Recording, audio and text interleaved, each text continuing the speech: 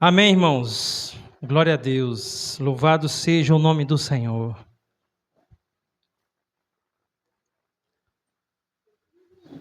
Precisando de mais gente aí no Ministério de Louvor, estou pensando em chamar o irmão Luiz aí, que véio é potente aí no gogó, viu?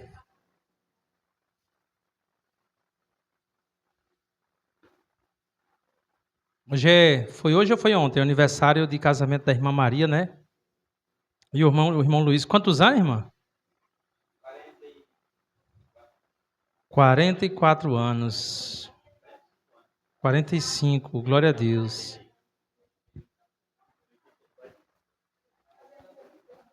Deus, que a tua graça, a tua misericórdia seja sobre a vida desse casal, Pai.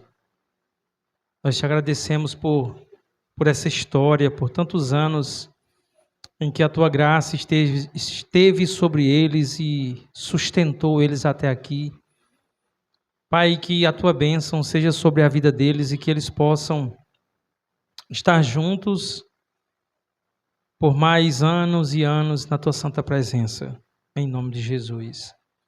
Amém. Irmãos, vamos abrir as nossas Bíblias no Evangelho segundo Lucas, relato de Lucas, capítulo 23. Glória a Deus.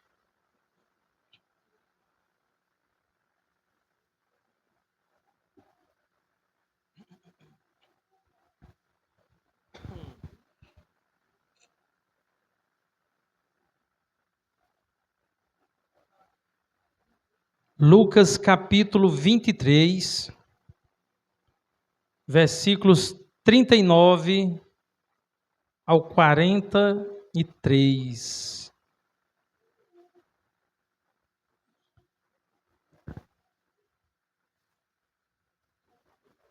Lucas 23, 39, 43. Amém, igreja? Glória a Deus. Vamos fazer a leitura então, irmãos. Diz assim a palavra do Senhor. Um dos criminosos que estavam crucificados ali insultava Jesus, dizendo: Você não é o Messias? Então salve a você mesmo e a nós também. Porém o outro o repreendeu, dizendo: Você não teme a Deus? Você está debaixo da mesma condenação que ele recebeu. A nossa condenação é justa. E por isso estamos recebendo o castigo que nós merecemos por causa das coisas que fizemos. Mas ele não fez nada de mal. Então disse: Jesus, lembre de mim quando o Senhor vier como rei. Jesus respondeu: Eu afirmo a você que isto é verdade. Hoje você estará comigo no paraíso.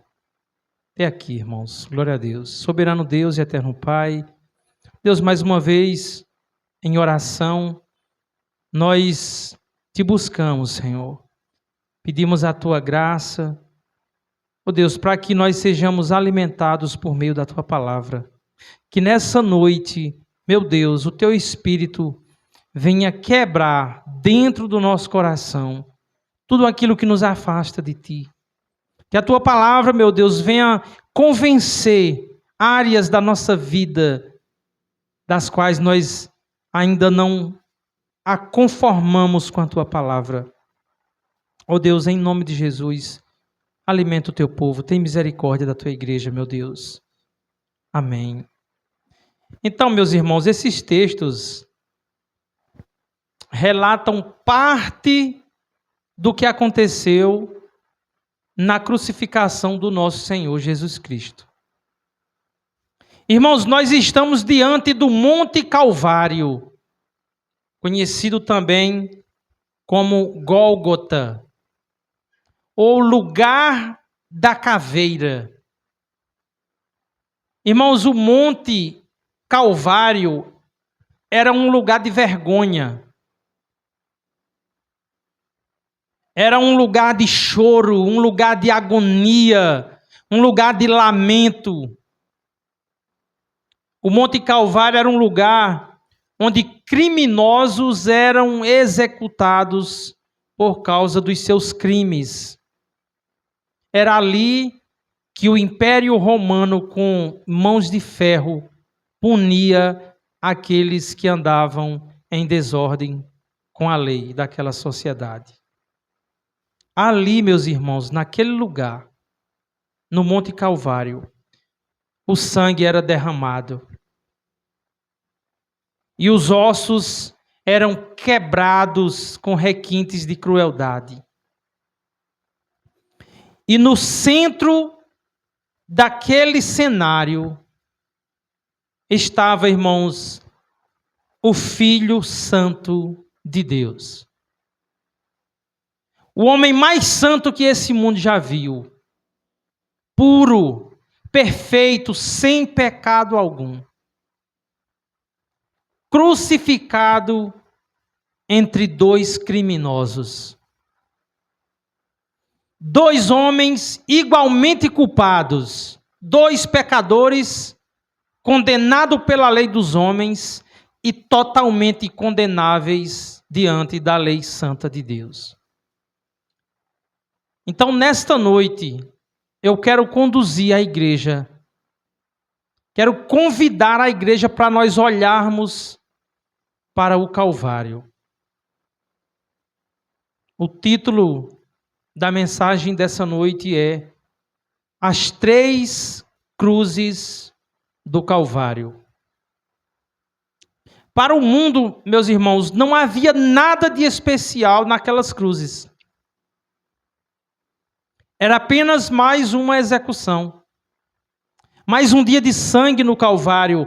Mais um dia onde criminosos estavam pagando pelos seus crimes.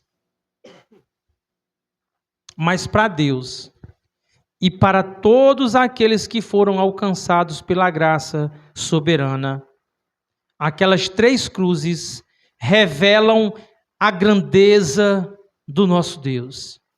Revela, meus irmãos, a sua santidade, a sua ira e a sua justiça contra o pecado, mas revela também o seu amor, a sua graça e a sua misericórdia. Tudo isso junto em um só evento. Para o mundo, apenas 3 homens morrendo.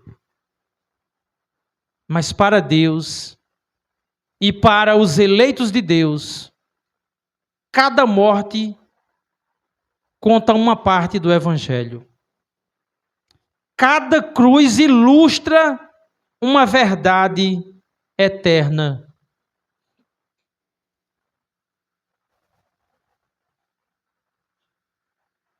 Então nós vamos olhar para essas 3 cruzes e como ilustração, essas cruzes vai nos falar sobre o Evangelho. Na primeira cruz está um homem que morreu no pecado. Do outro lado, na segunda cruz, o homem que morreu para o pecado. E na cruz do meio, o homem que morreu pelos pecados. Então Lucas 23, 39 diz: um dos criminosos que estavam crucificados ali insultava Jesus dizendo: você não é o Messias? Então salve a você mesmo e a nós também. Irmãos, esse homem representa toda a raça humana, todos caídos, perdidos, todos igualmente blasfemos, mortos em delitos e pecados, como diz Efésios 2, do 1 ao 3. O primeiro criminoso representa, meus irmãos, a humanidade caída em Adão. Mesmo diante do Filho de Deus, o seu coração continua duro. Mesmo diante do Evangelho vivido em tempo real, o Filho de Deus em carne e osso ao seu lado. Irmãos, a salvação tão perto, ao alcance dos seus olhos, os seus ouvidos penetrados pela doce e amorosa voz do Senhor, que dizia: Pai, perdoa-lhes, porque não sabem o que fazem. Mas aquele coração continua endurecido pelo pecado. Aquele homem está morrendo, está sofrendo, colhendo as consequências do seu pecado e ainda assim não se arrepende. Essa é a tragédia do homem natural. O pecado não apenas torna o homem culpado diante de Deus, ele também endurece o coração. Aquele homem na cruz é um retrato de todos nós quando sem a graça de Deus. E sem a graça, meus irmãos, não importa o quão perto você possa estar de Jesus, do Filho Santo de Deus. Irmãos, quantas pessoas têm os seus ouvidos expostos à verdade do Evangelho em nossos dias? Quantas pessoas? Quantos ouvem sobre a oferta da graça? Quantos ouvem que são pecadores perdidos e precisam de um Salvador? Quantos ouvem que o Filho de Deus morreu numa cruz para nos dar a vida eterna e ainda assim a resposta que eles dão é desprezo? Aquele criminoso queria ser salvo da cruz. Ele queria a salvação das consequências terrenas do seu pecado. Assim como muita gente, inclusive dentro das igrejas hoje, estão tão perto da cruz. Ouvem o Evangelho domingo após domingo, mas buscam apenas a solução dos seus problemas terrenos. Seja uma cura, seja uma dificuldade que está enfrentando no casamento, na família. Ainda outros passam anos tendo seus ouvidos expostos à verdade, mas a morte espiritual continua operando em seus corações. Não há uma reação amorosa em relação a Cristo, mas há apenas aquilo que pode brotar do coração humano sem a graça: desprezo, indiferença, apatia, desinteresse, insensibilidade e frieza. Tão perto da salvação e ao mesmo tempo tão longe.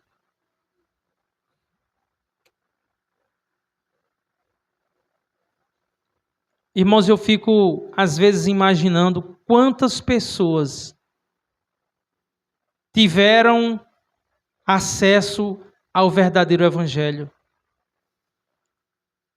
Quantas pessoas estiveram sendo apacentadas por verdadeiros pastores que pregam a verdade da cruz, e essas pessoas tão perto da verdade, mas os seus corações frios, endurecidos. Ah, meus irmãos, quantos visitantes adentram nas igrejas onde o verdadeiro Evangelho é pregado, e depois de ouvirem sobre o Filho precioso de Deus, eles saem tão mortos quanto chegaram. Aquele criminoso estava agonizando, porque a crucificação, irmãos, era uma morte lenta e cruel. A posição em que o corpo era colocado na cruz dificultava a respiração do crucificado. Ele precisava se impulsionar sobre os pés para conseguir puxar o ar para os seus pulmões. Então, aos poucos, o corpo ia cedendo, até que o crucificado morria por asfixia, morria sem ar. A situação de quem está crucificado é que ele, além de ter passado pelos açoites, pelos pregos, ele está com uma grande dificuldade de respirar. Respirar é simplesmente muito difícil. Ainda assim, as últimas palavras ditas com tanto esforço por aquele homem são pronunciadas contra o Salvador.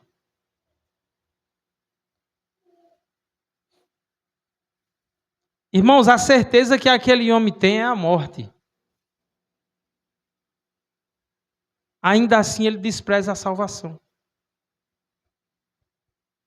A morte também é uma certeza para todos nós. A Bíblia diz que o salário do pecado é a morte. A qualquer momento, a qualquer instante, a morte vai chegar. Não sabemos o dia, nem a hora. E mesmo diante dessa realidade, o mundo despreza a cruz de Cristo, assim como aquele criminoso.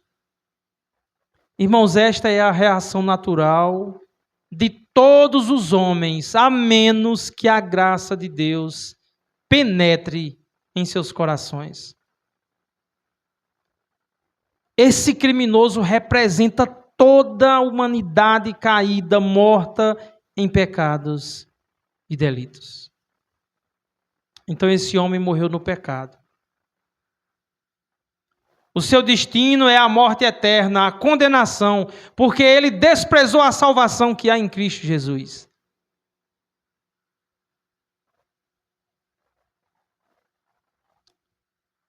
A segunda cruz fala do homem que morreu para o pecado.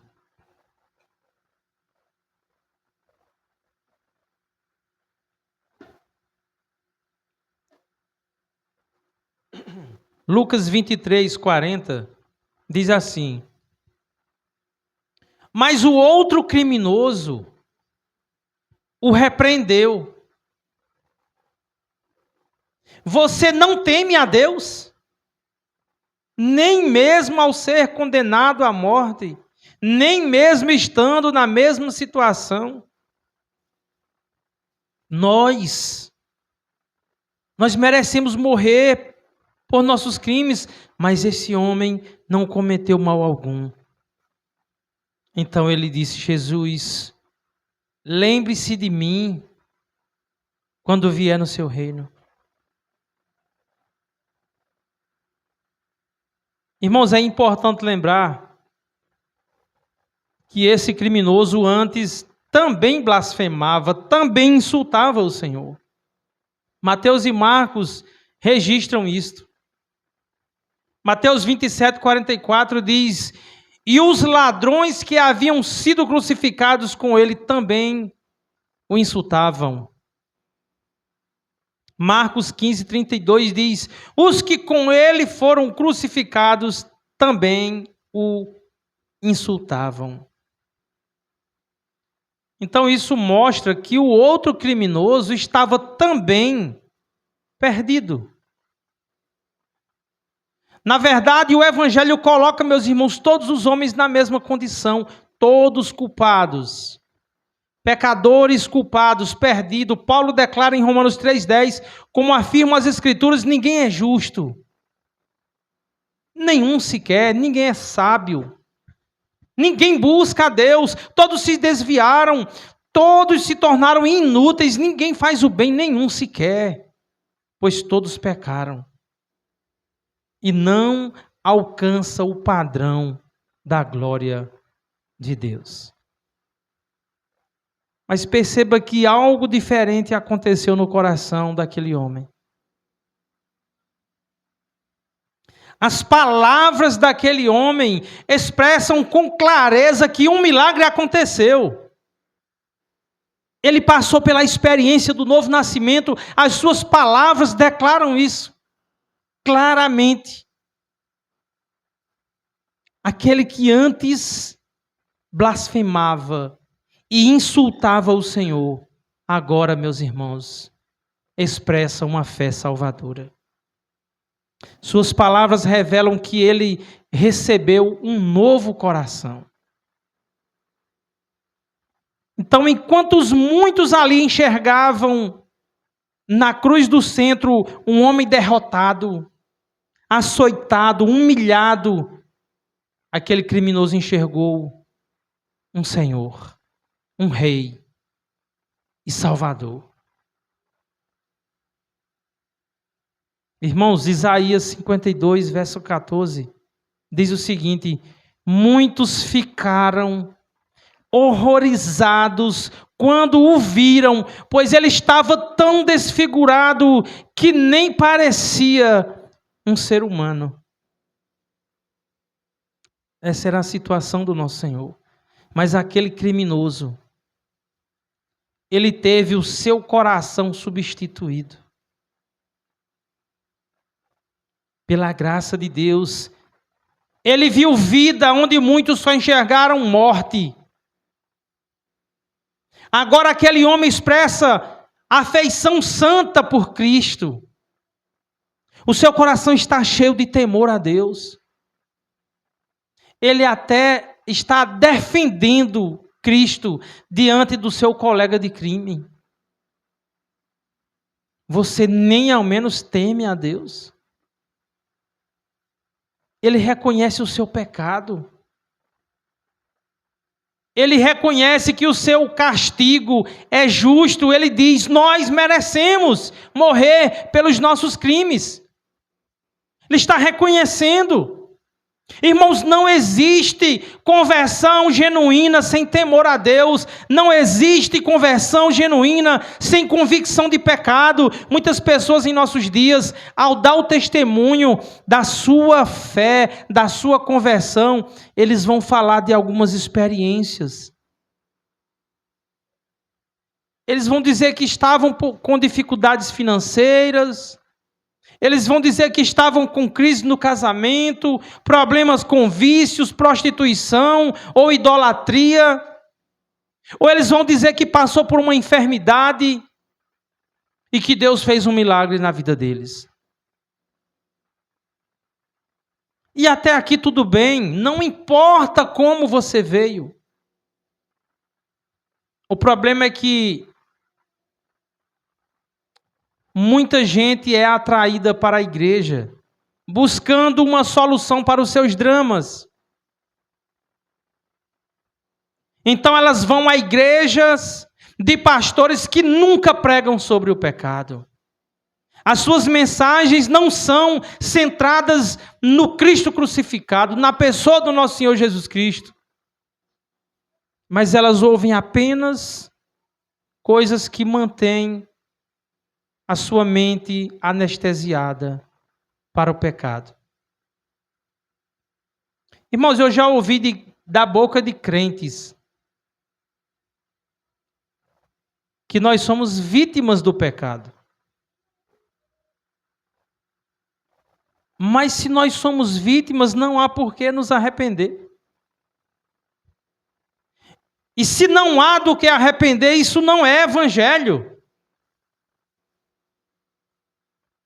Mas o que vai dizer se realmente alguém é convertido? Se você é realmente convertido,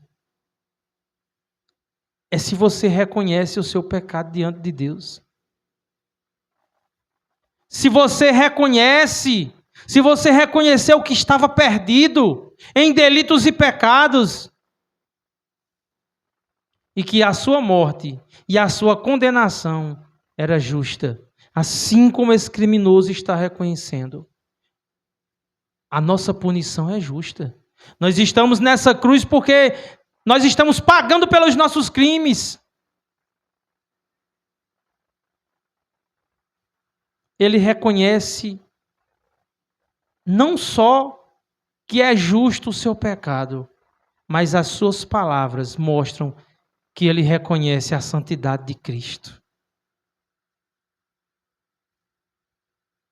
Mas este homem não cometeu mal algum. Essa é uma grande verdade. Jesus Cristo nunca cometeu nenhum mal, nenhum pecado. Irmãos, aquele homem viu toda a cena. Ele viu os religiosos zombando de Jesus. Os soldados escarneciam. Aqueles que passavam, meneavam a cabeça dizendo: ah lá, salvou os outros, assim mesmo não se salva? Ainda assim a resposta de Jesus é: Pai, perdoa. Eles não sabem o que fazem. Como assim, meus irmãos? Isso não é natural. Natural é revidar quando as pessoas nos insultam. Natural é se ofender com o escárnio, com a injúria, com a injustiça. Alguém já riu de você quando você estava sentindo dor? Quando você leva uma topada? Quando você se machuca? E as pessoas riem. O que é que acontece? O que é natural? A gente fica com raiva. O que naturalmente acontece quando a gente está nessa situação é que a gente fica com raiva nessas horas. Nessas horas, irmãos, muita gente briga e até mata. Quando alguém está sentindo dor, ainda que por uma simples topada, com certeza não é um bom momento para rir daquela pessoa. Mas Jesus, ele não estava sentindo a dor de uma topada. E ele também não era pecador como nós somos. Estava ali naquela cruz, irmãos, o homem mais santo que já pisou nesse mundo.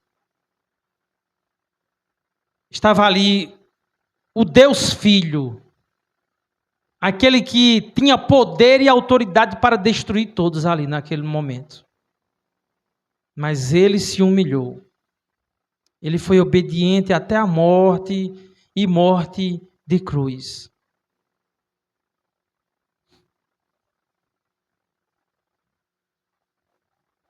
Aquele homem, ele está vivenciando, ele está vendo o evangelho acontecer, ao vivo e a cores. E aquele homem, ele é comovido com as palavras de Jesus. Pai, perdoa-lhes, eles não sabem o que fazem. Irmãos, tantas vezes a gente reclama das nossas dores, mas Jesus não lamentava. A Bíblia diz que ele foi mudo como um cordeiro, como uma ovelha que vai muda ao matadouro. E aquele homem dá mais uma declaração de que já não era mais a mesma pessoa. Versículo 42. Então disse: Jesus, lembra de mim quando entrares no teu reino. Irmãos, aquele homem que vivia à margem da sociedade, aquele homem que foi achado digno de ser crucificado, aquele bandido, criminoso, que antes, agora há pouco estava blasfemando do Senhor, agora ele está orando. Senhor, lembra de mim quando vier no teu reino, quando tu vier como rei, se lembra de mim.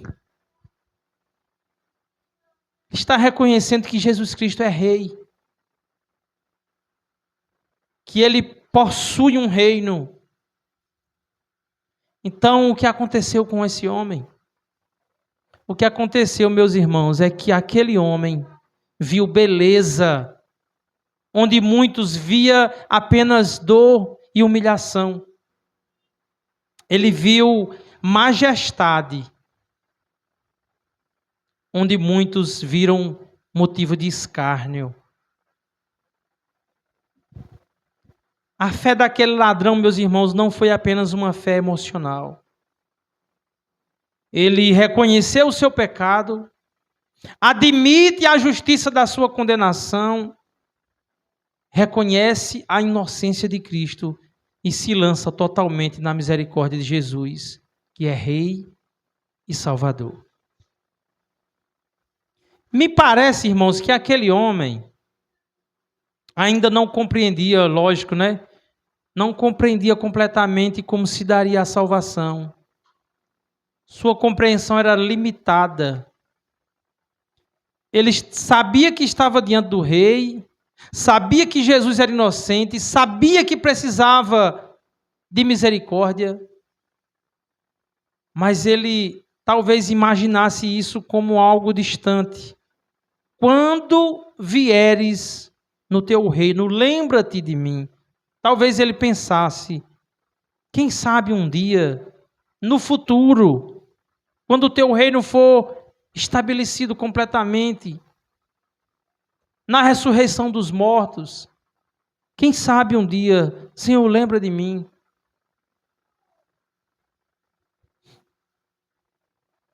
E essa também é uma realidade em nossos dias. Hoje muitas pessoas ouvem o Evangelho, mas enxergam a salvação como algo muito distante. Outras pessoas sem compreensão nenhuma enxergam a salvação como um talvez, que nós só saberemos um dia quando chegarmos lá. Praticamente todos os sábados a gente ouve isso no evangelismo. Ah, ninguém sabe. A gente vai saber lá um dia. Mas Jesus não disse, um dia distante estarás comigo.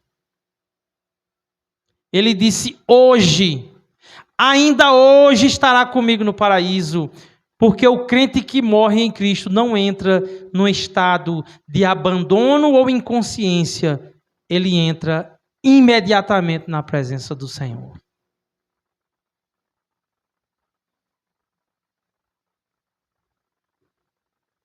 Irmãos, a salvação desse homem revela a graça de Deus.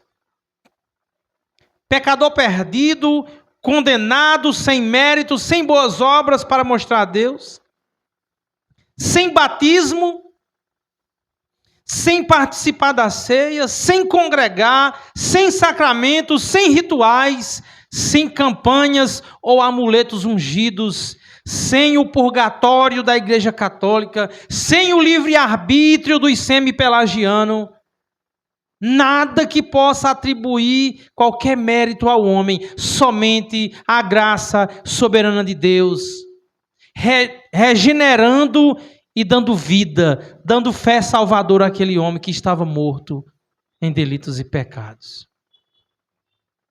Não entenda isso como uma liberdade para o pecado. A graça, ela não anula as nossas obras, ela anula o nosso mérito. Nós somos chamados para as boas obras.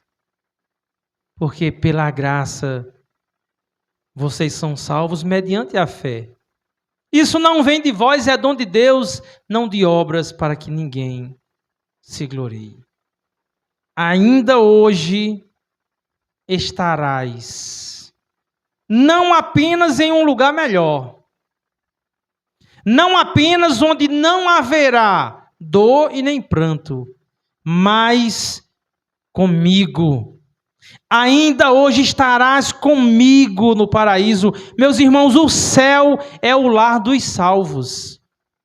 E não é um talvez, é uma certeza. E a riqueza que teremos é Cristo conosco para sempre. é Deus conosco para sempre. Estaremos com Ele. Lá não haverá disputas nem comparação. Ninguém que diga eu orei mais, eu fui mais religioso, eu fiz muitas caridades. Não, mas todos dirão: digno é o Cordeiro que foi morto de receber o poder, a riqueza, a sabedoria e a força e a honra e glória e louvor. Porque dele, por ele e para ele são todas as coisas. Glória, pois, a ele eternamente. Não há glória para os homens. A glória para Deus. Para os homens, os eleitos de Deus, há o privilégio de estar para sempre com o Senhor da glória. Por fim, na cruz do centro, está aquele que morreu pelo pecado. O Filho Santíssimo de Deus, irmãos, imaculado, perfeito, sem manchas e nem rugas, o único que obedeceu perfeitamente à lei de Deus. O único que amou a Deus acima de todas as coisas e ao próximo como a si mesmo. O único. Na cruz do centro, aquele que parecia derrotado estava, na verdade, comprando com o seu sangue, meus irmãos, a nossa salvação. Ele pagou o preço completo, não sobrou nada para pagarmos ou para completarmos com a nossa obediência. Nada sobrou. Ele tomou todo o cálice da ira de Deus. A cruz de Cristo, irmãos, revela a justiça de Deus punindo o pecado em seu próprio Filho. Este é o Evangelho. Revela o verdadeiro amor, o justo pelos injustos. Revela, meus irmãos, a graça de Deus salvando aqueles que não merecem. Maravilhosa cruz. Então, o Calvário, um lugar de vergonha, um lugar de desespero, humilhação e agonia, choro e sangue derramado, mas também foi o altar do sacrifício, onde o Cordeiro de Deus que tira o pecado do mundo foi imolado para dar vida eterna aos eleitos de Deus, aqueles que têm fé em Jesus Cristo. E diante das 3 cruzes do Calvário, toda a humanidade está ali representada.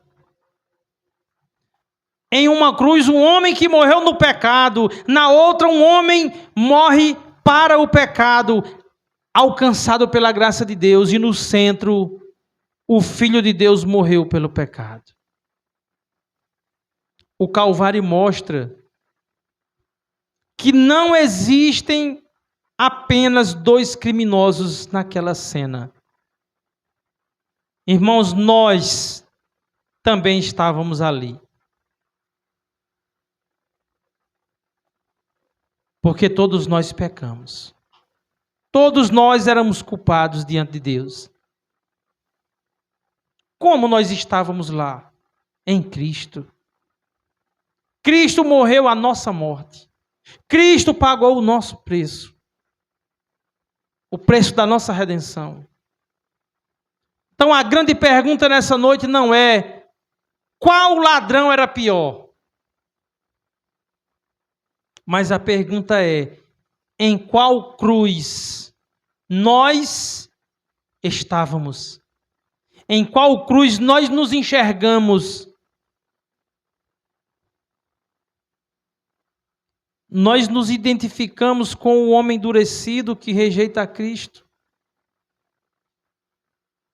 que ouve o Evangelho, mas continua morto, que não tem as suas afeições mudadas e o seu coração transplantado. Ou o pecador quebrantado que clama por misericórdia. Porque ainda hoje existem apenas 2 tipos de pessoas diante da cruz.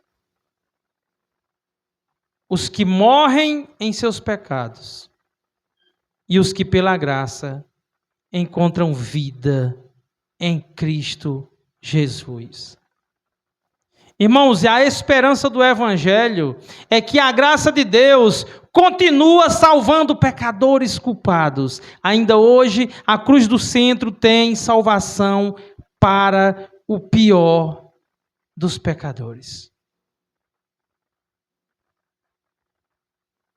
Então, se há alguma dureza em nossos corações, esse é o momento de confessarmos ao Senhor. De clamarmos ao Senhor e dizer: Senhor, eu não quero me assemelhar àquele criminoso endurecido de coração. Irmão, somente a graça pode gerar em nós um novo coração. Nós não podemos, não temos condições de produzir um verdadeiro arrependimento por nós mesmos. Mas quando nós compreendemos que a nossa condenação é justa, como aquele segundo criminoso, quando nós reconhecemos diante de Deus que precisamos de um Salvador, quando nós reconhecemos diante de Deus que Jesus é Rei, que Jesus é Senhor, que Ele tem um reino, então, irmãos, nós podemos clamar para esse Rei e pedir graça e misericórdia. Nós devemos lembrar, meus irmãos, como já foi pregado aqui, que o verdadeiro arrependimento não é um evento que acontece uma vez na nossa vida, mas todos os dias nós devemos nos arrepender. Viver em constante arrependimento, que é reconhecer a autoridade de Jesus Cristo sobre nós. Que a graça do nosso Deus soberano nos conduza a olharmos sempre para a cruz do centro, a nossa salvação. Ali está o perdão dos nossos pecados. Ali está o poder que nos sustenta, porque a palavra de Deus diz que Ele é fiel para completar a obra que começou em nós.